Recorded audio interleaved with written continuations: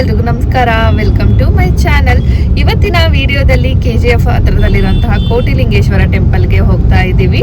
So ಆ ವಿಡಿಯೋನ ನಾನು ನಿಮ್ಮ ಜೊತೆ ಶೇರ್ ಮಾಡ್ಕೋತಾ ಇದ್ದೀನಿ. ಹಾಗೆ ಪಕ್ಕದಲ್ಲಿ ಯಾವೆಲ್ಲ ಪ್ಲೇಸಸ್ ಇದೆನೋ ಆ ಪ್ಲೇಸಸ್ ಕೂಡ ಕವರ್ ಮಾಡೋದಕ್ಕೆ ಟ್ರೈ ಮಾಡ್ತೀನಿ.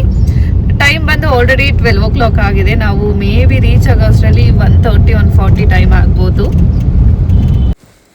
ಬೆಳಿಗ್ಗೆನೆ ನಾವು ಬ್ರೇಕ್ಫಾಸ್ಟ್ ಮುಗಿಸ್ಕೊಂಡು ಹೊಸಕೋಟೆ ರೋಡಲ್ಲಿ ಹೋಗ್ತಾ ಇದ್ದೀವಿ. ಸೊ ಹೋಗುವಾಗ ನಮಗೆ ಎಲ್ಲಾದರೂ ಹೋಟೆಲ್ ಸಿಕ್ಕರೆ ಊಟ ಮುಗಿಸ್ಕೊಂಡೇ ಹೋಗಬೇಕು ಅಂತ ಅಂದ್ಕೊಂಡಿದ್ದೀವಿ. ಇನ್ ಕೇಸ್ ಏನಾದರೂ ಸಿಗಲಿಲ್ಲ ಅಂದರೆ ದೇವ್ರ ದರ್ಶನ ಮುಗಿಸ್ಕೊಂಡು ನಂತರ ಊಟ ಮಾಡಬೇಕು ಅಂತ ಪ್ಲಾನ್ ಮಾಡ್ಕೊಂಡಿದ್ದೀವಿ. ಸೊ ಹೋಗ್ತಾ ವಿನಯ್ ಅವರು ಪೆಟ್ರೋಲ್ನ ಚೆಕ್ ಮಾಡ್ಕೊಳ್ದೆ ಹೈವೇಗೆ ಬಂದುಬಿಟ್ಟಿದ್ದಾರೆ. ವಿನಯ್, ಪೆಟ್ರೋಲ್ ಹಾಕ್ಸಿದ್ದೀರಾ? ಅಲ್ಲ, ಎಲ್ಲಾದ್ರೂ ಹೋಗ್ಬೇಕು ಅಂತ ಹೊರಟಾಗ ಪೆಟ್ರೋಲ್ ಹಾಕಿಸ್ಕೊಂಡ್ ಹಾಕಿಸ್ಕೊಳ್ದೆ ಬರ್ತಾರ? ಯಾವಾಗ್ಲೂ ಇದೇ ತರ ಕೆಲಸ ಅಲ್ಲ ನಿಂದು. ಮುಂದೆ ಹಾಕ್ಸೋಣ ಬಾ ಅಂತ ಬರ್ತೀಯ. ಸೊ ಇಲ್ಲಿ ನೋಡಿದ್ರೆ ಪೆಟ್ರೋಲ್ ಬಂಕೇ ಇಲ್ಲ. ನಾವು KGF ಹತ್ರ ಅಂದ್ರೆ ಕೋಟಿಲಿಂಗೇಶ್ವರ ಟೆಂಪಲ್ಗೆ ಹೋಗ್ತಾ ಇದೀವಿ. ಸೊ ವಿನಯ್ ಅವರು ಪೆಟ್ರೋಲ್ ಹಾಕಿಸ್ಕೊಳ್ದೆ ಬಂದ್ಬಿಟ್ಟಿದ್ದಾರೆ. ಇಲ್ಲಿ ಎಲ್ಲೂ ಒಂದು ಪೆಟ್ರೋಲ್ ಬಂಕ್ ಕೂಡ ಇಲ್ಲ. ಸಿಕ್ಕಾಬಟ್ಟೆ ಬಿಸಿಲಿದೆ. ಇವತ್ತು AC ಕೂಡ ಆಫ್ ಆಗಿದೆ ನಮ್ದ್ರಲ್ಲಿ. ವಿನಯ್ ಅವರು ಆನ್ ಆಫ್ ಮಾಡ್ತಾ ಇದ್ದಾರೆ. ಸೊ ಯಾವುದೇ ಹೈವೇಲಿ ಒಂದು ಪೆಟ್ರೋಲ್ ಬಂಕ್ ಕೂಡ ಕಾಣ್ತಾ ಇಲ್ಲ. ಸಿಕ್ಕಾಬಟ್ಟೆ ಟೆನ್ಷನ್ ಆಗ್ಬಿಟ್ಟಿದೆ ವಿನಯ್ಗೆ. ಪೆಟ್ರೋಲ್ ಹಾಕ್ಸ್ಕೊಂಡೆ ಬಂದಿದ್ದೀನಿ ಅಂತ. ಹೆಂಗ್ ಅನಿಸ್ತಿದೆ ವಿನಯ್? ಸಿಕ್ಕಾಬಟ್ಟೆ ಖುಷಿ ಆಗಿರ್ಬೇಕಲ್ಲ. ಇದೆ ಗಾಡಿ ಏನಾದ್ರೂ ಕೈ ಕೊಟ್ರೆ ಇದೆ ಹಬ್ಬ ನಿಂಗೆ. ಫೈನಲ್ ಆಗಿ ಪೆಟ್ರೋಲ್ ಬಂಕು ಸಿಕ್ತು. ಹೋಗ್ತಿರೋ ಜೀವ ಬಂದಂಗಾಯ್ತು.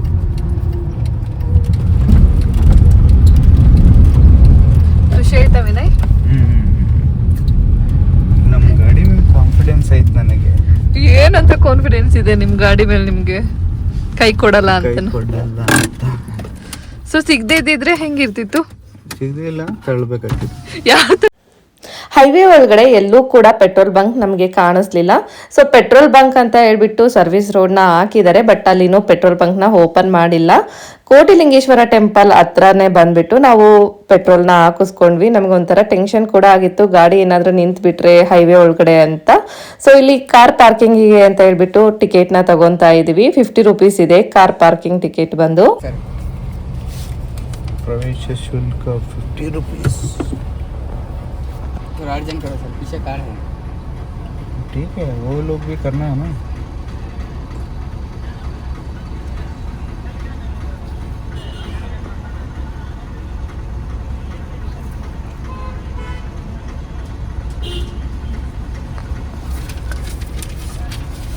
हाँ हो गया।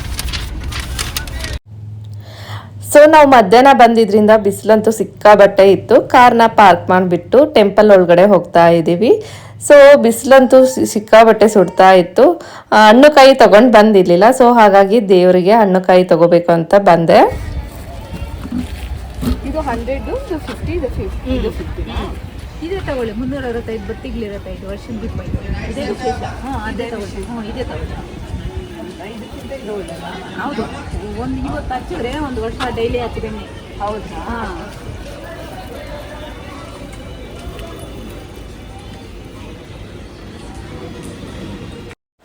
ಇವತ್ತು ಅಮಾಸೆ ಆಗಿದ್ರಿಂದ ಜನ ಕೂಡ ತುಂಬ ಜನ ಇತ್ತು.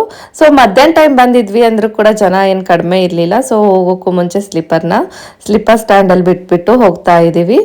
ಒಳಗಡೆ ಸ್ಲಿಪ್ಪರ್ ಹಾಕೊಂಡು ಹೋಗೋಂಗಿಲ್ಲ, ಹಾಗಾಗಿ ನಾವು ಸ್ಲಿಪ್ಪರ್ನ ಆಚೆ ಬಿಟ್ಟು ಹೋಗ್ತಾ ಇದ್ದೀವಿ. ಒಬ್ಬರಿಗೆ ಟಿಕೆಟ್ ಬಂದು 20 ರೂಪೀಸ್ ಇದೆ. ಕ್ಯೂ ಇತ್ತು, ಕ್ಯೂ ಅಲ್ಲಿ ನಿಂತ್ಬಿಟ್ಟು ಹೋಗಬೇಕಿತ್ತು.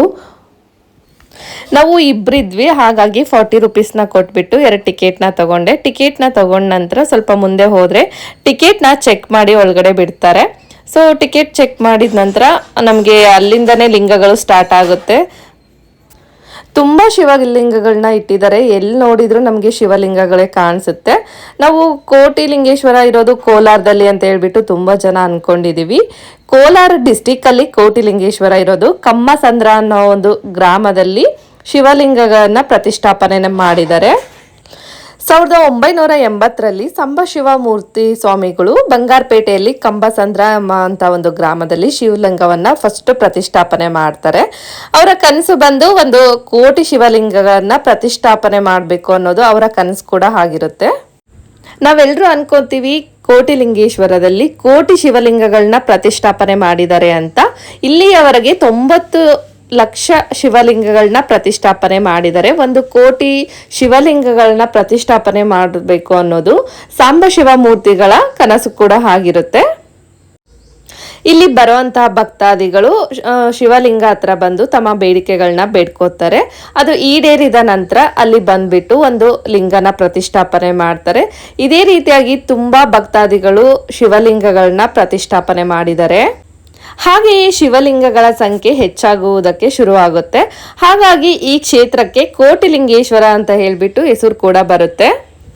ಹಾಗೆ ಟೆಂಪಲ್ ಒಳಗಡೆ ಹೋಗ್ತಿದ್ದಂಗೆ ಇಲ್ಲಿ ಒಂದು ಮರಕ್ಕೆ ತೊಟ್ಲು, ಮಕ್ಕಳು ಆಗದೆ ಇರೋರು ತೊಟ್ಲನ್ನ ಕಟ್ತಾ ಇದ್ದಾರೆ. ಹಾಗೆ ಮದುವೆ ಆಗದೆ ಇರೋರು ಕಂಕಣ ಭಾಗ್ಯ ಕೂಡಿ ಬರ್ಲಿ ಅಂತ ಹೇಳ್ಬಿಟ್ಟು ಅರಶಿನ ಕೊಂಬದ ದಾರ ಇರುತ್ತಲ್ವಾ, ಅದನ್ನ ಕಟ್ಟಿ ಅವರ ಬೇಡಿಕೆಗಳನ್ನ ಬೇಡ್ಕೋತಾರೆ. ಸೊ ಅದು ನೆರವೇರುತ್ತೆ ಅನ್ನೋದು ಇಲ್ಲಿಯ ನಂಬಿಕೆ. ಇಲ್ಲಿ ತೊಟ್ಲು ಮತ್ತೆ ನಾವು ಏನು ಅರಿಶಿನದ ದಾರ ಮಾಡಿದರೆ, ಅರಿಶಿನ ಕೊಂಬಿಂದ ತಾಳಿನ ಮಾಡಿದರೆ, ಆ ತಾಳಿನ ಈ ಮರಕ್ಕೆ ಸಮರ್ಪಣೆ ಮಾಡುವುದರಿಂದ ಸೊ ನಮ್ಮ ಆಸೆಗಳು, ನಮ್ಮ ಇಷ್ಟಾರ್ಥಗಳು ಈಡೇರುತ್ತೆ. ಅಲ್ಲಿ ತುಂಬಾ ಜನ ಅರಿಶಿನ ದಾರ ಮತ್ತೆ ಹಾಗೆ ತೊಟ್ಲನ್ನ ಕಟ್ಬಿಟ್ಟು ಅಲ್ಲಿ ಅವರ ಬೇಡಿಕೆಗಳನ್ನ ಬೇಡ್ಕೊಂಡು 5 ಸುತ್ತು 9 ಸುತ್ತನ್ನ ಆ ಮರಕ್ಕೆ ಸುತ್ತಾ ಇದ್ದಾರೆ. ಹಾಗೆ ನಾವು ಸ್ವಲ್ಪ ಮುಂದೆ ಹೋದ್ರೆ ಅಲ್ಲಿ ಒಂದು ಟೆಂಪಲ್ ಇದೆ. ಟೆಂಪಲ್ ಔಟ್ಸೈಡ್ ಅಲ್ಲಿ ಪ್ರಸಾದ ಕೂಡ ಮಾರ್ತಾ ಇರ್ತಾರೆ. ನಾವು ಪ್ರಸಾದ ಕೂಡ ತಗೋಬಹುದು. ಹಾಗೆ ಕೈಗೆ ಕಟ್ಟುವಂತ ದಾರ ಕೂಡ ಮಾರ್ತಾ ಇರ್ತಾರೆ.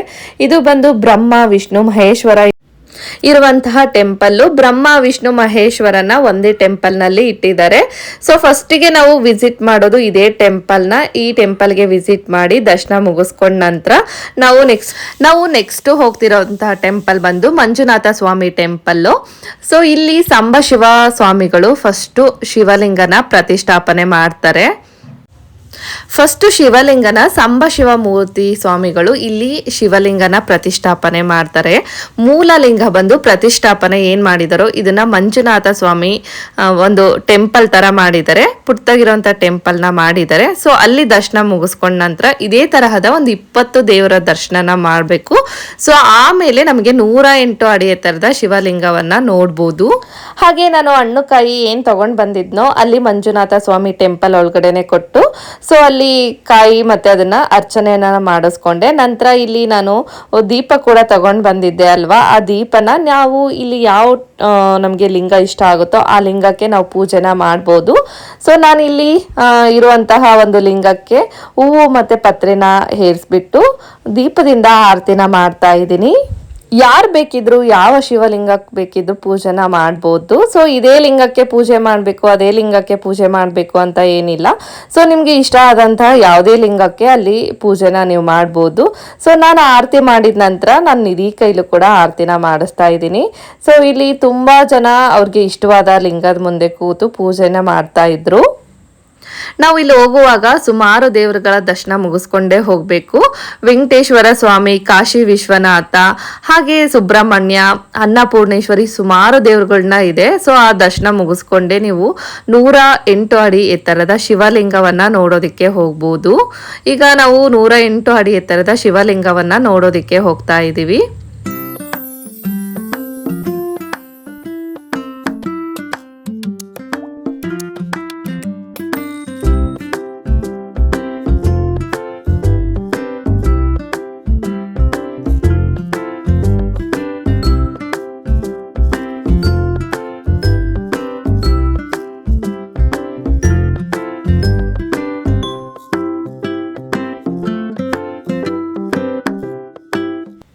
ಇಲ್ಲಿಯ ಪ್ರಮುಖ ಆಕರ್ಷಣೆ ಅಂದ್ರೆ 108 ಅಡಿ ಎತ್ತರದ ಬೃಹದಾಕಾರದ ಶಿವಲಿಂಗವನ್ನ ಪ್ರತಿಷ್ಠಾಪನೆ ಮಾಡಿರೋದು.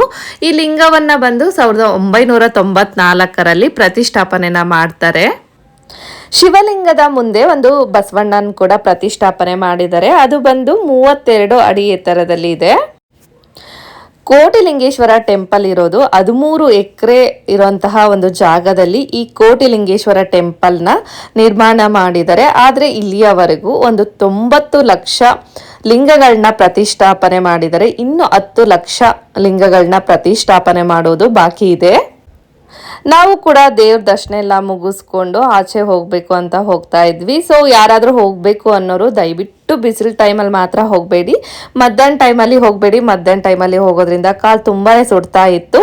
ಬೆಳಿಗ್ಗೆ ಅಥವಾ ಸಂಜೆ ಹೋಗೋದು ತುಂಬಾ ಬೆಸ್ಟ್ ಟೈಮ್ ಅಂತ ಅನಿಸುತ್ತೆ, ಯಾಕಂದರೆ ಎಲ್ಲ ಕಡೆ ನಡಿಬೇಕು.